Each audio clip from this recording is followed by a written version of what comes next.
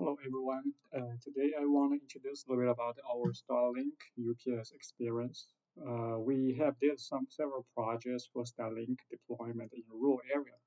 We know that more and more people are using Starlink, not only normal personal users. Also, this is very useful technology for the rural area coverage, especially if we find that a lot of developing countries they have a lot of school and this kind of facility, government facility that is in a rural area which Starlink is a very good technology to give coverage. But you see, most of the developing countries, their power grid is not as stable, so you need a UPS system to give the the to give the enhancement for the stability of the power grid, right? But when we try to deploy the Starlink in the rural area, we find out that the system is a little bit complex and make our deployment a little bit difficult. So we try to simplify it. So today we want to introduce a little bit our experience to see that what we do here. Now this is what we know that the Starlink kit has several parts. I mean, probably there's new updates. You guys can suggest to me, but which I understand that they have several parts. Which when we try to deploy, we find that the power supply is really not necessary. And I mean, if you want to use it with AC, you have to, but there's some way to simplify it. And the router, we don't like it because the router makes no sense. It's just a router. So antenna is pretty enough, right? So, but anyway, you can see that there are several sites, a lot of cables, right? So we know that in rural area, if we are in rural area, Starlink is just a basic connection for uplink, right? But normally when we deploy the project, we need to worry about the whole service, right? And let's see, we have a scenario here. I mean, let's say this is a school or facility, government facility, something. Now we can find that it's very normal that we want to have some Wi-Fi AP to give coverage and to give the internet service to the school or to the government, right? And sometimes we need some camera to give the security service.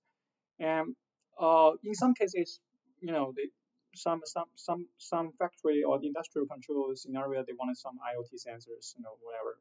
Sometimes weather, sometimes gas detection, and this kind of things, right?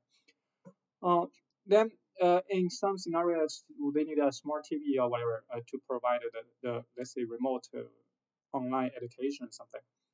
Okay, you can find that the system actually, if we use a traditional UPS to build the system, you can see the topology is a little bit complex because especially the Starlink, as we understand that you have to use their power supply, we change the AC to DC, and then a lot of a lot of change and a lot of cables, and then connect to the UPS.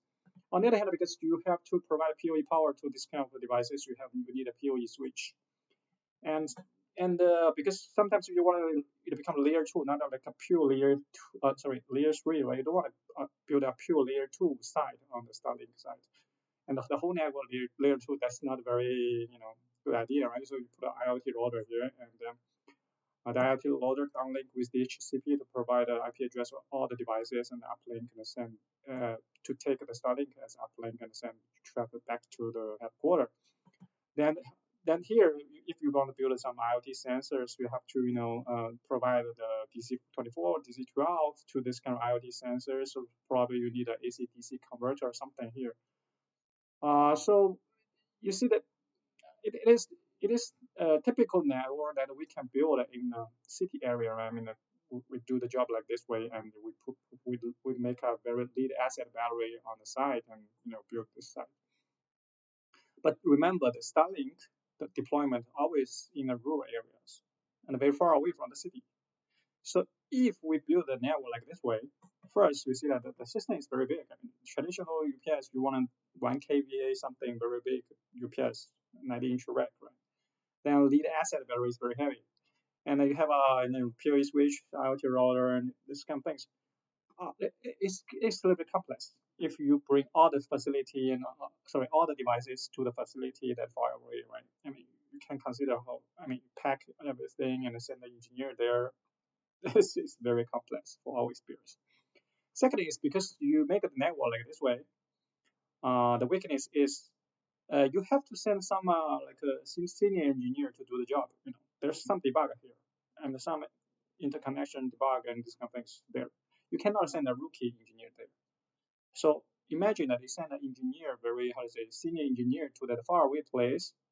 He get there and he come back, and he's the spend on the time he spent on the way. How much money wasted? So we don't really think this is a good idea. So that's why we optimize this and make our own solution. So we try to make. Sorry, there's another topic.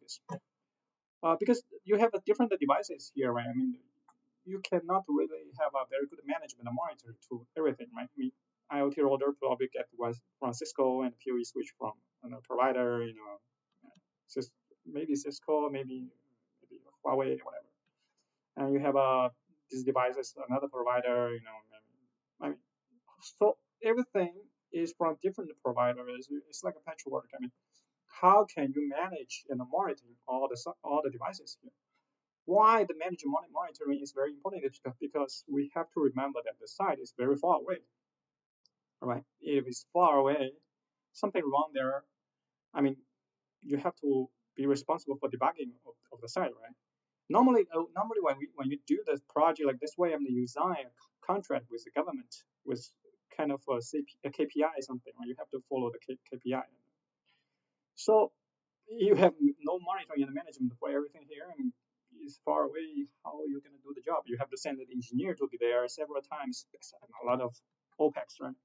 So that's why when we do the job, we try to optimize everything into a one box. Okay. So because we never we have two kind of scenarios. One is indoor, one is outdoor. So we have a unified box with IP65 or something, and we put a UPS inside. We put the IoT edge gateway here, and then we have customized the interface here and with the IoT sensors. So when on the site, you just ask the engineer to use the pre-made cable and then insert a certain interface of the box. That's it. There's no way, no need to have the how to say made the cable, a lot of cross connections. Then POE are already embedded in the system, so we have pre-made cable here, and we know the length, right?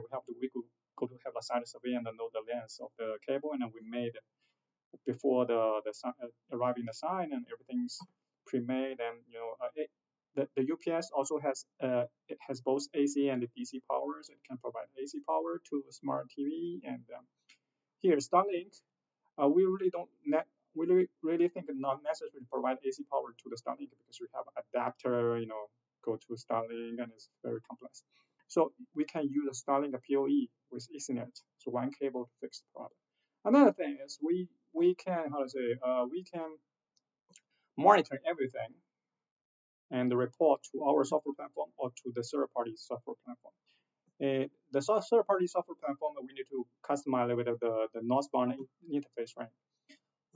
Then the management of the whole site, we can use our box as a smart node, and then on one way is to control the IoT sensors, collect information, and can make some local calculation, computing something, and make some decision of the control.